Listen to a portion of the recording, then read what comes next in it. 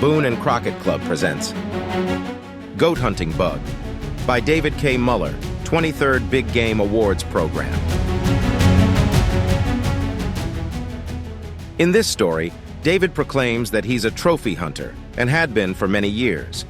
While some may think that the term reflects poorly on hunting, it's important to note that the Boone and Crockett Club states that trophy hunting is not a particular form of hunting, but a broad term that loosely describes the intent by some hunters to selectively pursue a particular class of animal.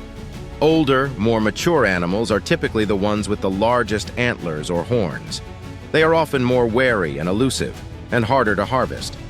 The club understands that hunting such animals under fair chase conditions reduce the hunter's chance of success by requiring more skill and self-discipline. A hunt, successful or not, would represent a greater personal achievement.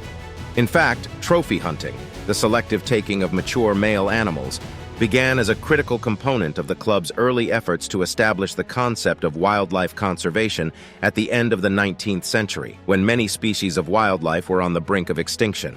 Over the following century, this practice, combined with the myriad of other club initiatives, resulted in the drastic recovery of big game populations. Enjoy the story. After moving to Southeast Alaska almost 10 years ago, it didn't take me long to learn I was living in some of the best trophy mountain goat territory in North America.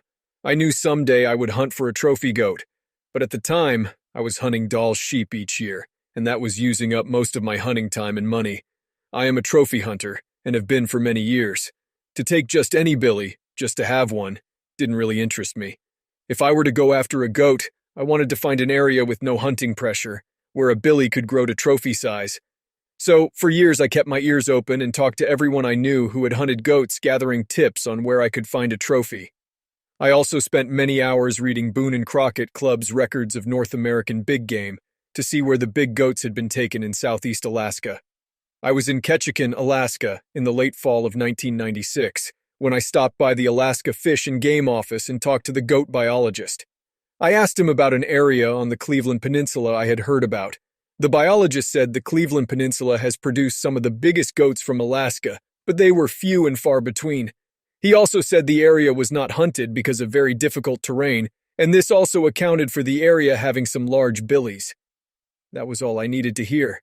Now I had the area to hunt I had been waiting for. Big goats and no hunting pressure. I live in Craig, Alaska, which is a small town on Prince of Wales Island. To get to the Cleveland Peninsula, I would travel by boat across Clarence Strait, which is about 10 miles wide. August 1st, 1997, was the opening day of goat season. The weather was raining and windy, but by the 4th, the weather was starting to clear.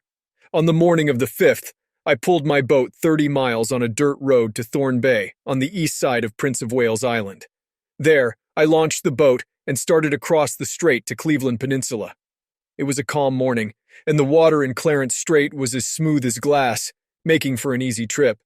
In less than 2 hours, I was in a small protected bay. I anchored the boat out in the bay so the outgoing tide would not leave the boat high and dry. After making sure the anchor would hold, I started up the mountain to where I thought some billies might be. It wasn't going to be an easy hike. The mountain has an elevation of 2,800 feet, and I was starting from sea level. It was definitely going to be a tough test. As I left the boat, the sky was clear, but 3 hours later, I could see a storm brewing in the distance. One thing about Alaska weather, it can change in a heartbeat. Within another hour, it was pouring rain, but I wasn't going to turn back. I learned a long time ago that if the weather upsets you, Alaska isn't the state to live in, so I just kept plodding up the mountainside.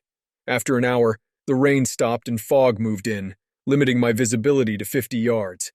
I was thinking I would get to the top where I would set up my tent and hunker down to wait for the fog to lift.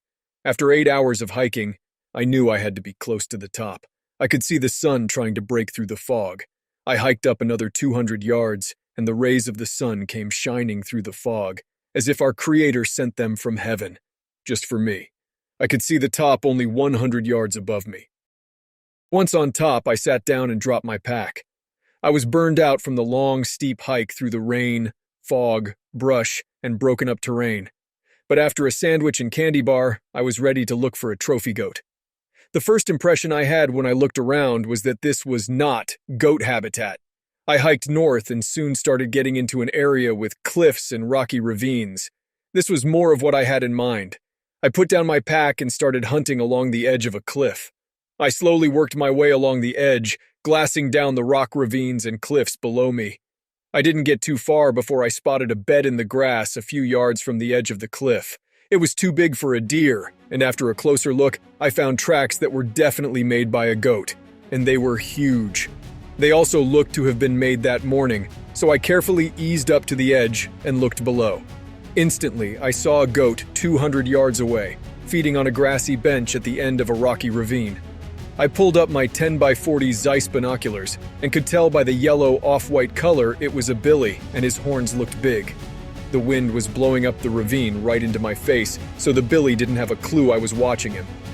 I slowly started down a ridge to the right from the ravine in which the billy was feeding. I stalked to within 50 yards of him and laid my .300 Weatherby across a large rock. I took one more look through the binoculars. Even though I was so close, I could hear him eating grass. He was definitely a trophy mountain goat. His horns were very long with heavy bases, and with the sun shining down on him, he was a beautiful sight. I maneuvered my shoulder behind my .300 Magnum, put the crosshairs on his shoulder, and squeezed the trigger. After the recoil, I looked up and was shocked to see the billy running up the grassy slope to the base of the rock cliff. I knew goats were tough, but I was shooting a .300 Weatherby with 180-grain Barnes X bullets. He should have at least acted like he was hit. I knew I couldn't have missed at 50 yards. I quickly chambered another round and threw the rifle up to my shoulder, putting the crosshairs on his shoulders. Just as I was beginning to squeeze the trigger, through the scope, I saw the goat's hind legs bend and start to shake. It was now obvious that he was hit hard. The billy then fell over backwards and rolled down the grassy slope to his final resting place. I carefully made my way down to him and could not believe how big his body was, and his horns looked very impressive. I knew I had a trophy goat, and one that would qualify for the records book. He was magnificent, and for a long time, I just sat there beside him on that mountain, thinking how lucky and thankful I was to get such a beautiful animal. There were more storm clouds coming, so I quickly took some pictures. In 2 hours, I had the billy caped, the meat boned out and in my pack. I made it halfway down the mountain that night before it was too dark to go on. I stayed right there on the mountainside, and the next morning headed down the rest of the way to the boat. After an hour-and-a-half boat ride, I was back at Thorn Bay. I couldn't wait to show the trophy to my wife, Rhonda, and my 3 kids, Ashley, Kyle, and Wyatt. I knew they would be excited too. Once I got home, I green-scored my billy at 55 7/8 points. After the 60-day drying period, he was officially scored at 55 points. I knew someday I would hunt for a trophy mountain goat, but I never dreamed I would get a trophy billy that would rank that high in the records book. I have had the sheep hunting bug for years. Is there such a thing as a goat hunting bug? I know I've got one. As of 2023, David's billy ranks number 14 in the all-time records. David was indeed a prolific hunter with 10 Boone and Crockett record animals in the book. They include another goat, along with black bear, brown bear, white-tailed deer, and cougar. Thank you for listening. And if you enjoy content like this, please share it with a friend. You can find even more stories here, or visit boone-crockett.org to see associated pictures and score charts.